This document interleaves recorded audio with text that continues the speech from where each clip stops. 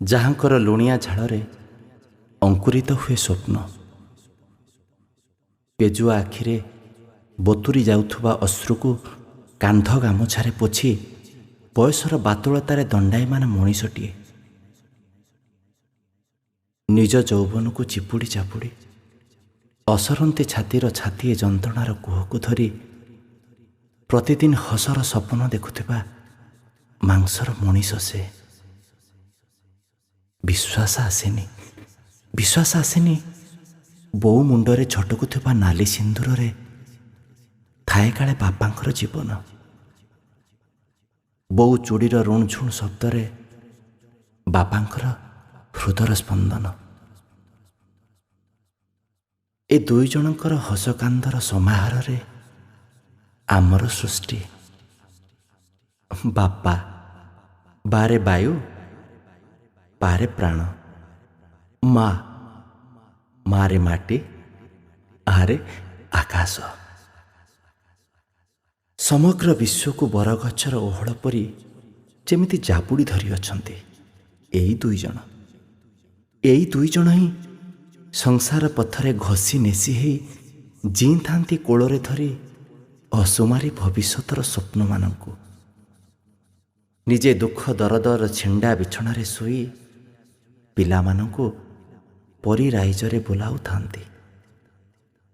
ବାସି ରୁଟି ଗୋଟେ କପ୍ ଚା ଢକରେ ଉଦର ପୂରେଇ ପିଲାଙ୍କ ପାଇଁ କିନ୍ତୁ ଖଞ୍ଜି ରଖିଥାନ୍ତି ସୁଆଦିଆ ଖାଦ୍ୟ।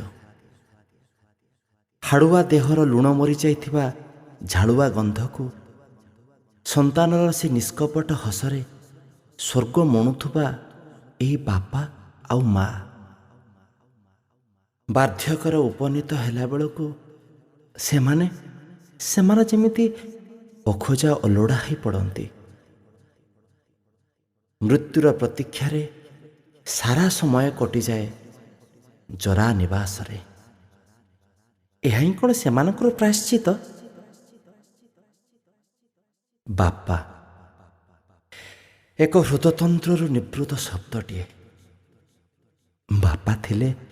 ବାପା ଥିଲେ ଦୁନିଆର କୌଣସି ଦୁଷ୍ଟ ଶକ୍ତି ସନ୍ତାନର ପାଖ ମାଡ଼େନି। ମା ଧପ୍ ଧପ୍ ଧମନୀର ପ୍ରତିଟି ରକ୍ତବିନ୍ଦୁର ସ୍ୱାକ୍ଷର। ମା ମମତାର ଅମୃତ ଧାରା ତ ପୁଣି ଜୀବନ ଜୀଇଁବାର ସ୍ୱାଦ। ମାର ପଣତରେ ସ୍ୱର୍ଗ ସୁଖର ବାସ୍ନା। ଏକୁ ଶୁଣୁଥିବା, ଏକୁ ଦେଖୁଥିବା, ଏକୁ ଅନୁଭବ କରୁଥିବା ପ୍ରତିଟି ସଜୀବ ଜଗତଙ୍କ ପାଇଁ ବିରାଟ ପ୍ରଶ୍ନବାଚୀ, ବିରାଟ ଆହ୍ୱାନ। ଭବିଷ୍ୟତର ସ୍ୱପ୍ନକୁ ନିଜ କାନ୍ଧରେ ଟେକି ନେଲା ବେଳେ ହୁଏତ ଆମକୁ ଦିନେ ସେ ବାର୍ଦ୍ଧକ୍ୟରେ ଉପନୀତ ହେବାକୁ ପଡ଼ିବ। ସେତେବେଳେ ଜରା ନିବାସର ବାପା ପାଇଁ ସଂରକ୍ଷିତ ହୋଇଥିବା ଖଟଟି ଆମ ପାଇଁ ସଂରକ୍ଷଣ ହେବନି ତ?